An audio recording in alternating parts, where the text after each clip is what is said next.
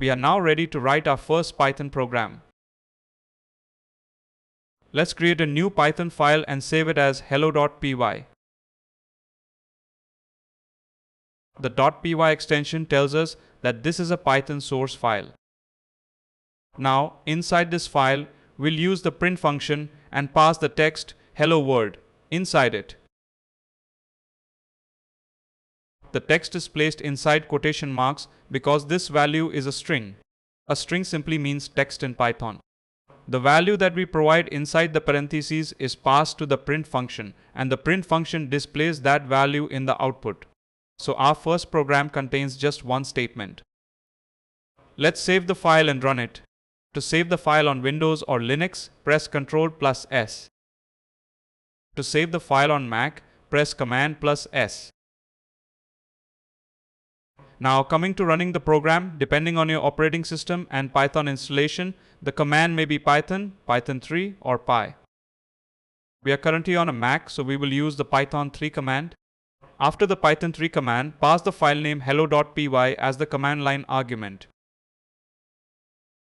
As you can see, Python executes our program and displays hello world in the terminal. Let's understand what happened here. Python starts executing our program from the first statement. It found the print function, took the text that we provided to it, and displayed that text in the terminal. That's all our program is doing at this point. Now let's make a small change so that we can clearly see that Python is executing whatever we write in the file. We change the message to hello from Python. Let's save the file and run it again. And now we can see the updated message in the output. We can also add another print statement below the first one. For example, we can display Welcome to Python Programming.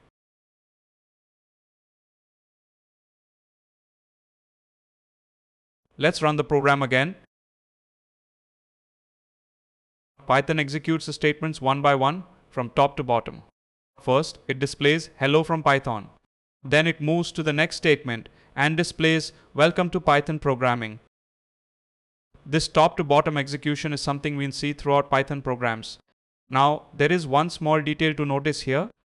The quotation marks are used to define the string, but they are not displayed in the output. Python understands that everything between those quotation marks is the text we want to work with.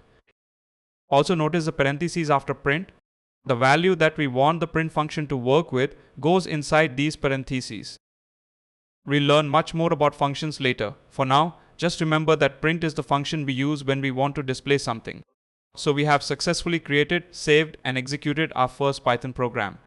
If you found this video helpful, please give it a like and subscribe to the channel.